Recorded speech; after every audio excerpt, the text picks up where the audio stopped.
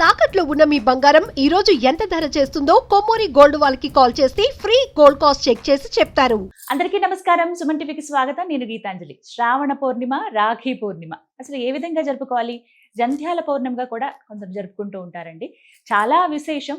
ఇంతకీ ఈ రాఖీ పౌర్ణమి ఏ విధంగా జరుపుకోవాలి? అలాగే ఒక ప్రత్యేకత కూడా ఉంది, ఒక విశేషం అనమాట. అది నేను ఆఖరిలో చెప్తాను. గురువుగారి ద్వారా కూడా మనం తెలుసుకుందాం ఆ విశేషాలని. ఎటువంటి రాఖీ అసలు మనం కట్టాలి, ఆ రాఖీలు అంటే ఇప్పుడు చూస్తున్నటువంటి ఈ రాఖీలు, లేకపోతే మనం బంధనం ఏదైతే చేస్తున్నామో రక్షాబంధన్ అని చెప్పి సోదరులు మాత్రమే కడతారా? అసలు ఎలా ఉంది? మన శాస్త్రంలో ఏమని చెప్పబడింది? ఎప్పటి నుంచి ఈ రాఖీ విధానం అనేది ఉందో తెలుసుకుందాం గురువుగారి మాటల్లో. మనతో పాటు ఉన్నారు ఆచార్య కాకునూరి సూర్యనారాయణమూర్తి గురుగారు. వారితో మాట్లాడదాం. గురుగారు నమస్కారం అండి. నమస్కారం నాయన, చెప్పండి. మీకు శ్రావణ పౌర్ణిమ శుభాకాంక్షలు. మీకు అలాగే ప్రియమైన మన ప్రేక్షకులందరికీ శ్రావణ పౌర్ణిమ శుభాశీస్సులు. చాలా సంతోషం గురుగారు, మీ ఆశీర్వాదం. రాఖీ పూర్ణిమ, శ్రావణ పూర్ణిమ, రాఖీ పూర్ణిమ, జంధ్యాల పూర్ణిమ, ఇలా అన్ని పేర్లు ఒక పూర్ణిమకే ఉన్నాయి. అంటే విశిష్టత మాట్లాడుకుందామండి. అసలు ఏం చెబుతోంది మనకి? మన సాంప్రదాయాలలో, ముఖ్యంగా మన శాస్త్రంలో, ధర్మంలో ఏదన్నా ఒక పండుగ వచ్చిందని దాని వెనకాల ఒక పరమార్థం ఉంటుంది అని చెబుతారు. అసలైన పరమార్థాన్ని మీ ద్వారా తెలుసుకోవాలనే కోరుకుంటున్నాం. రాఖీ పౌర్ణిమ, రక్షాబంధనం అని మనం మహా కోలాహలంగా చేసుకుంటూ వస్తున్నాం. సనాతన ధర్మం, సంప్రదాయం, వైదిక విజ్ఞానం అనేసరికి ఆ సనాతనంలో ఈ రాఖీ పండుగ లేదు. ఆ రోజుల్లో ఏముండేది? నాగబలి అన్న పేరిట సర్పముల నుంచి రక్షణ కోరుతూ ఒక యజ్ఞాన్ని ఆచరించేటటువంటి వాడు. వరుణ ప్రకాశం అన్న పేరిట ఒక హోమం చేసి పేలాలని, లాజా అని చెబుతాం, పేలాలని సమీపంలో ఉండేటటువంటి పొలాల మధ్యన ఎక్కడో దూరంగా ఉండేటటువంటి చెట్ల ఆ మొగదల దగ్గర విడిచిపెట్టాలి, చెట్ల మొదలు వద్ద విడిచిపెట్టాలి.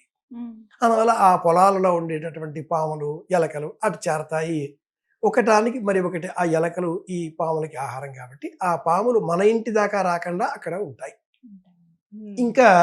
ఇక వర్షాకాలం ఆరంభం అయిపోయింది కాబట్టి వేదాధ్యయనం చేసేటటువంటి వారు తాము ధరించిన యజ్ఞోపవీతాన్ని మార్చుకొని నూతన యజ్ఞోపవీతం ధరించి ఇషేతవో అర్జేతవా అజవస్థో పాజవస్థ కొత్త మంత్రాన్ని నేర్చుకోవడం కోసం ప్రయత్నాలు ప్రారంభం చేసేటటువంటి వాడు. దానికి యజ్ఞోపవీత ధారణ జంధ్యాల పౌర్ణిమ అంటారు. హయగ్రీవ జయంతి కూడా ఈ రోజే. జ్ఞానానందమయం దేవం నిర్మల స్ఫటికాకురం ఆధారం సర్వ విద్యానాం హయగ్రీవం ఉపాస్మహే. హయగ్రీవుడు లలితా విద్యను మనకు అందించిన మహాస్వరూపం, దైవ స్వరూపం, సాక్షాత్ శ్రీమన్నారాయణ స్వరూపం కాబట్టి హయగ్రీవ జయంతి.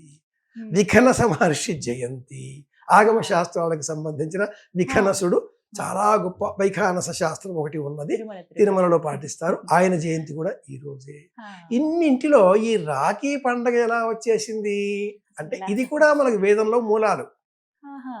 శ్రీమన్నారాయణమూర్తిని బలి చక్రవర్తి నివసించే పాతాళంలో ఉండే భవనానికి కాపలాగా ఉన్న తన భర్త అయిన శ్రీమన్నారాయణమూర్తిని తిరిగి వైకుంఠాన్ని తీసుకుపోవడం కోసం లక్ష్మీదేవి దిగివచ్చి ఆ బలిచక్రవర్తి చేతికి ఈ రక్షను బంధించి తన భర్తను బదులుగా బహుమానంగా అడిగి తీసుకువెళ్ళింది అనేది ఒక పిట్ట కథ. ఏ పురాణాలలో లేదు, కాదు బహుళ ప్రాచుర్యంలో ఈ కథ ఉంది. ఇక పృథ్వీరాజ్ చౌహాన్, మనకి అలెగ్జాండర్ కథ, ఇదంతా రుక్సానా, ఇది కూడా మనం పురుషోత్తముడికి కట్టడం, అంబి, ఈ కథలు కూడా మనం వింటూ వస్తూ ఉన్నాం. వీటికి కూడా చరిత్రలో ఎక్కడ ఆధారాలు లేవు. అయితే దేవతల పైన రాక్షసుల యుద్ధానికి వచ్చినప్పుడు ఆ యుద్ధములో తన భర్తకు విజయం కలగాలి అనే ఉద్దేశ్యంతో శచీదేవి ఇంద్రాణి తన భర్తకు రక్ష కట్టింది. ఇది వేదంలో ఉన్న కథ. అలాగే క్రమేణా సోదరులు సోదరి అనుబంధాన్ని పటిష్టం చేయడం కోసం ఉత్తర భారతదేశంలో ఉన్న ఈ రాఖీ పండుగ, రక్షాబంధనం అనే ఉత్సాహాన్ని, వేడుకను తెలుగువారమైన మనమంతా కూడా అనుసరించడం ఆరంభం చేశాం. తెలుగువారిలో ఎలాంటి స్వభావం అంటే వీళ్ళు ఏదైనా కొత్తది తెలిస్తే వెంటనే పైకి లేపేస్తారు. ఏ విధంగా? షిరిడి సాయినాథుడిని చూశాం, సంతోషీమాతని చూశాం, పుట్టపర్తి సాయి రొట్టెల పండుగని చూశాం, ఇంకా చాలా ఉన్నాయి. ఇప్పుడు అరుణాచలేశ్వరుణ్ణి భయపెట్టే విధంగా మన వాళ్ళు అక్కడికి పరిగెడుతున్నారు, పూజలు చేస్తూ ఉన్నారు. ఆచారాలలో ఉండే వాస్తవ ధర్మాన్ని తెలుసుకొని వైజ్ఞానిక కోణంలో పరిశీలించి మనం అనుసరించాలి. ఇది ముఖ్యం. ఈ ఇందాక చెప్పిన ఆ జయంతులు లేదా యజ్ఞోపవీతం మార్చుకోవడం లేదా ఏదైనా కూడా గురువు గారు శిష్యుడికి యజ్ఞోపవీతం మార్చే సమయంలో ముందుగా చేతికి ఒక రక్ష కడతాడు. తండ్రి కూతురికి రక్ష కడతాడు కుడి చేతికి. తండ్రి కూతురికి కడతాడు కుడి చేతికి. కూతురు తండ్రికి రక్ష కడుతుంది కుడి చేతికి.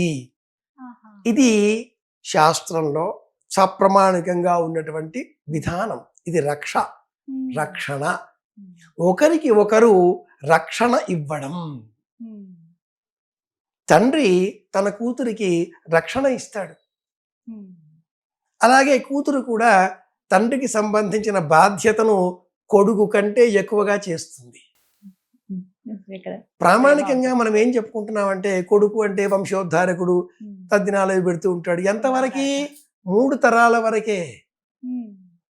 కూతురి కొడుకు అయితే 4వ తరం వరకు కూడా.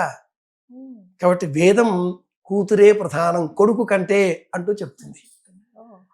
పురుషస్వామ్యం రావడంతో, అధికారంతో, ధనాన్ని బలాన్ని చూపి ఆస్తిపైన హక్కును సముపార్జింపజేసుకుని పురుష ప్రపంచాన్ని ఈనాడు మనం చూస్తున్నాం. కానీ ఒకనాటి కాలంలో ఎక్కడి దాకా ఎందుకు 1000 ఏళ్ల కింద తెలుగువారి చరిత్ర శాలివాహనుల కథ చూసుకుంటే గౌతమి పుత్ర శాతకర్ణి, వాసిష్ఠి పుత్ర పులోమావి తల్లి పేరుతో కదా బతికింది. కాబట్టి తల్లి తన పిల్లలకు రక్ష కడుతుంది. నాగుల చవితి రక్ష కట్టడం కదా. కాబట్టి రక్షాబంధనం అనే ఈ ఉత్సవంలో మనం నేర్చుకోవాల్సింది ఏమిటి అంటే ఒకరు మరి ఒకరికి రక్ష, సోదర భావంతో రక్ష. ఈ జగత్తుకు సోదర భావం అపురూపమైన రక్ష. అన్నయ్య అన్న పిలుపులో ప్రపంచాన్ని గెలిచినంత ఆనందాన్ని ఆ అన్నయ్య అని పిలుచుకున్న వ్యక్తి అనుభవిస్తాడు. ఇది మొదట. మా అన్నయ్య ఉన్నాడు, ఏమన్నా మాట్లాడితే చూడు మరి చెప్పేస్తాను అని ఆ చెల్లెలు ఎదుటి వారిని బెదిరించడంలో ఆమెలో ఉన్న ఆ అన్న ఉన్నాడు అన్న భరోసా అంతా కనిపిస్తుంది. అలాగే తల్లి పిల్లలకి రక్ష కడుతూ వీళ్ళు నా పిల్లలు, నా ప్రాణం పోయినా సరే నా పిల్లని కాపాడుకుంటాను, రక్ష కనిపిస్తుంది. తండ్రి కూతురికి కానీ ఇలా మనం ఈ భావాలన్నింటినీ కూడా పవిత్రంగా సామాజిక బంధనాలని పటిష్టం చేసే విధంగా కుటుంబంలో ఉండే సామాజిక అనుబంధాలని చిన్నాభిన్నం అవుతున్నటువంటి ఆధునిక కాలంలో ఎవరో ఆస్తి పంచుకుంటున్నారు అన్న గొడవలు పెరిగిపోతున్న నేపథ్యంలో అవన్నీ తొలగించుకోవాలి, కలిసి ఉండాలి అన్న మమకారం పెంచుకోవడం కోసమే స్త్రీలకు ఆస్తి హక్కు అవసరమా అన్న ప్రశ్న వేస్తూ ఉంటారు. రక్షాబంధనం పేరిట అలా అడగకూడదు. ఎవరమైనా కూడా ఆ తల్లిదండ్రులకే కదా జన్మించిన వారము. 60 ఏళ్ళో 70 ఏళ్ళో ఏం తీసుకుపోతామా, ఎలా వచ్చాము అలాగే అన్నంత ఆనందం. చెల్లెలు వచ్చి అన్నకి ఒక రక్ష కడితే ఆ అన్న పొంగిపోడు, సమస్తాన్ని ఇచ్చేస్తానంటాడు. అతగాడు ఇల్లాలి ఏదైనా వచ్చుకున్నా ఏదైనా మాట్లాడినా నీకు మీ అన్నయ్య ఉన్నాడుగా వెళ్ళు. సామాజిక బంధాలను, సోదర అనుబంధాలను బలీయం చేయడం కోసమే ఈ రక్షాబంధనాన్ని మనమంతా పాటించాలి. మనమంతా భారతీయులం, మనమంతా తెలుగువారం, మనమంతా ఒక ప్రాంతానికి ఒక కుటుంబానికి చెందిన వారం. భారతీయత కంటే కూడా విశ్వమానవ సమాజంలో మనం ఒక వైశ్వికమైన దృక్కోణంలో ఉండే మానవీయ గుణాలు కలిగిన వారం. మ్యాక్రో టు మైక్రో, విశ్వం నుంచి, భారతం నుంచి, రాష్ట్రం నుంచి, కుటుంబంలో వచ్చే వరకు నేను మా అన్నయ్య. ఇంతకంటే ఆనందం ఇంకేముంటుంది? ఇది ఈ రక్షాబంధనం పండుగ నేపథ్యం. ఈ మధ్య చాలా చూస్తున్నాను గురుగారు, రాఖీల్లో కూడా అంటే మన సాంప్రదాయాన్ని గౌరవిస్తూ పంచగవ్యంతో తయారు చేసినవి కావచ్చు, లేకపోతే గోమయంతో తయారు చేసినటువంటి రాఖీలు బాగా రావటం అవి చూసాను. అంటే ఇది అసలు మన శాస్త్రంలో ఉందా? అలా అసలు కట్టొచ్చా? వాటితో తయారు చేస్తుంటే ఏదొక అంటే వ్యాపార దృష్టిలో అని అనుకోవాలా, లేకుంటే ఇది మన శాస్త్రం ఇలా ఉందా, అసలు ఇవి కడితే ఎటువంటి పుణ్యం ఉంటుందా అనేది మాట్లాడుకుందాం. రక్ష కట్టడంలో పసుపు దారం పసుపు కొమ్ము ముడివేయడం, చేతికి కట్టడం, ఇది రక్ష. పూజ చేసే సమయంలో గోమయంతో అంతా అలకడం రక్ష. పూజ చేసిన తర్వాత చేసే వ్యక్తి ఆ పూజ చేయడం కోసం అర్హత పొందాలి.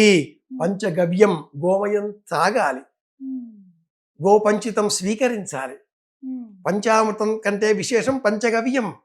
కాబట్టి గోమయం, గోపంచితం, గోఘృతం, గోక్షీరం, గోదధి లేదా దర్భలతో కలిపిన నీళ్లు, వీటిని కలిపి ఆ తదుపరి స్వీకరించడం కదా. అలాంటప్పుడు చేతికి కట్టడంలో కూడా ఆలోచన ఏముంది? ఈ ప్లాస్టిక్తో మెరిసిపోయేటటువంటి కృత్రిమమైనటువంటి రాఖీలు అన్న పేరుతో కనిపించే రక్షలు మనం కట్టుకుంటున్నాం. రాఖీ అంటున్నాం. చెల్లాయి వస్తుంది, కడుతుంది. అలా వెళ్ళగానే ఇక్కడ ఎంత దురదగా ఉంది అంటాడు, ఏదో ఎనర్జీగా ఉంది తీసేస్తాడు, చెత్తబుడ్డలో పడిపోతుంది. దానికి బదులుగా నిజంగా అలాంటి మార్కెట్లో లభిస్తే గోమయంతో చేసినవి లేదా మట్టితో చేసినవి, అందులో విత్తనాలు ఉంటాయి, తులసి విత్తనాలు, ఇంకేదో విత్తనాలు ఉంటాయి. కాబట్టి మనం ధరింపజేసిన తర్వాత వాటిని నెమ్మదిగా జాగ్రత్తగా తొలగించి తులసి కోటలోనో లేదా పూల మొక్కల పాదులలోనో నిమజ్జనం చేస్తే మళ్ళీ అవి మొలకెత్తుతాయి. తులసి విత్తనాలు ఇందులో ఉన్నట్లయితే శ్రావణ మాసంలో మనం ధరించేటటువంటి ఈ తులసి మొక్క అలా అనంతరం మరుసటి నాడు నిమజ్జనం చేస్తే కార్తీక మాసం తులసి కళ్యాణానికల్లా కూడా ఆ మొక్క ఎదిగి ఇంత చక్కగా మనకి పచ్చదనంతో ఇంకో మరో మహాలక్ష్మి అమ్మాయి వచ్చేసింది. పంపించారు గురువు గారు, నేను చూపిస్తాను చూడండి. ఇది ఒక్కసారి మీరు గమనించండి. అంటే ఎలా ఉంది అంటే ఇంట్లో విత్తనాలు ఉన్నాయని చెప్పారు నాకు. ఇది ఒక్కసారి చూడండి గురువు గారు. అమ్మాయి, ఈ రోజుల్లో మార్కెట్ కానిది ఏది? అంతేనా? వైద్యమే మార్కెట్ చేసిన తర్వాత కమర్షియలైజేషన్ అన్న ఆ భావనతో వైద్య వృత్తినే అలా మార్చేసిన తర్వాత ఏదైనా కూడా cash and carry, pay and use the services అన్న స్లోగన్స్ బాగా వ్యాపించేటటువంటి తరుణంలో ఇది మంచి ప్రయత్నమే. మనకు ఈ ప్లాస్టిక్ వాడకం కంటే నిజమైనటువంటి రక్ష ఏది? పసుపు రంగు దారం, పసుపు కొమ్ము, మామిడాకు, వ్రతాలలో లోములో కట్టుకునేది, అది రక్ష, అది అద్భుతం. అలాగే దూదితో చేసిందే కట్టుకోవాలి, ఎర్రగా ఉండే ఉండ ఉత్తర భారతంలో పెడుతూ ఉంటాం, అది కట్టుకుంటూ ఉంటాం. ఇది ఒక కొత్త ప్రయత్నం. ఈ చిన్న బిళ్ళని చూసినట్లయితే ఇది గోమయం. గోమయం స్పర్శ చేతికి చర్మ సంబంధిత వ్యాధి తొలగిస్తుంది. ఈ పూసలు కూడా అవసరం లేదు. నిజానికి నిజమైనటువంటి ఈ మాత్రం బిళ్ళ ఉంటే చాలు. సరే, కొద్దిపాటిగా ఆకర్షణగా అన్నప్పుడు దీనిని ధరించిన అనంతరం ఈ ఆలోచన ఎలా వచ్చిందో కానీ దీనిని మనం తులసి మొక్క ఉండే చోట నిమజ్జనం చేసినట్లయితే ఆ భూమిలో పెంచేస్తే కార్తీక మాసం కల్లా మొక్క వచ్చేస్తుంది కదా అన్న ఆలోచన. ఇంకా మురిసిపోవచ్చు. మనం కళ్యాణం చేస్తాం కదా, మన ఇంటికి మళ్ళీ ఆడపడిచే వచ్చేసింది, అక్కే వచ్చి కట్టేసింది, ఈ భావన. కొత్త ఎప్పుడు, మార్పు ఎప్పుడు చర్చలకి దారి తీస్తుంది. కొంచెం ఆందోళన, మార్పు రాగానే ఎవరు వెంటనే దాన్ని అంగీకరించరు, దాన్ని ప్రతిఘటిస్తారు, చర్చ చేస్తారు, పరిశీలిస్తారు, అనుసరిస్తారు, అలవాటైపోతారు. కొత్త మార్పు ఎప్పుడా అని ఆలోచన చేస్తారు. ఇది ఒక క్రమ పరిణామ పద్ధతి. మార్పు మొదట వ్యతిరేకింపబడుతుంది, చివరలో అనుసరింపబడుతుంది, కొత్త మార్పు కోసం ఎదురు చూచేలాగా చేస్తుంది. ఇది విషయం. కానీ చాలా చక్కగా ఉంది కదా. భలే, నిజంగానే బాగుంది. నాకు కూడా ఇలా అందరూ కూడా తీసుకోవచ్చండి. ఈ వివరాలు అవి నేను మీకు అందించే ప్రయత్నం చేస్తాను. చక్కగా గోమయంతో మొత్తం పంచగవ్యంతో తయారు చేసినటువంటి రాఖీ ఇది. చక్కగా విత్తనాలు ఉంటాయి, మీరు చక్కగా తులసికోటలో వేసుకోండి. గురువు గారు చెప్పింది అక్షర సత్యం. మళ్ళీ మనకి కార్తీక మాసానికల్లా చక్కగా ఏపుగా పెరిగి ఇంత మొక్కైనా అవుతుంది. మనం కళ్యాణం చేసుకున్నప్పుడు చాలా మనమే సంతోషిస్తాం, ఎంత చక్కగా పెరిగింది అని. అంటే మనం కంటికి రెప్పలా చూసుకుంటాం. మనం ఏదైతే బాధ్యతతో వేస్తాం ఏ విత్తనం అయినా కూడా అది ఈ రూపంలో నెరవేరుతుంది. బాగుంది, చాలా చక్కగా ఉంది గురువు గారు. ఇదేదో మరి నేను నిన్ను నాయన అనే పిలిచాను కదా తల్లి, మీ నాన్నగారికే కట్టినట్లుగా అన్న ఆలోచనతో, లేదా మీ అన్నగారికి అన్నట్లుగా నీవే నాకు కట్టేసేయి. తప్పకుండా గురుగారు. మేము మా గురువు గారు ఎప్పుడు మీ రక్ష, మీ ఆశీర్వాదం మాకు ఉండాలి. అదే భావంతో ఖచ్చితంగా నేను కడతాను. శుభం. మీ శిష్యురాలుగా నాకు కూడా మీరు కట్టండి.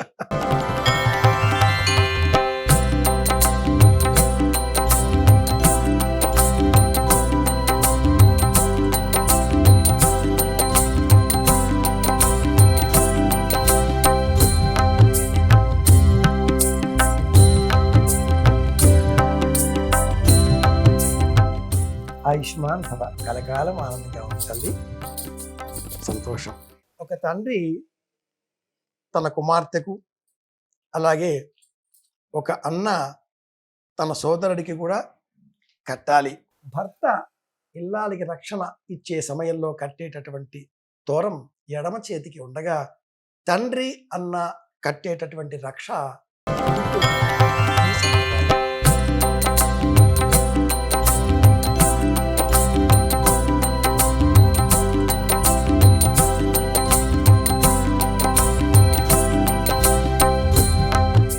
అమ్మాయి నువ్వు నా కూతురివి. ధన్యవాదాలు గురుగారు. శ్రీరామ జయం.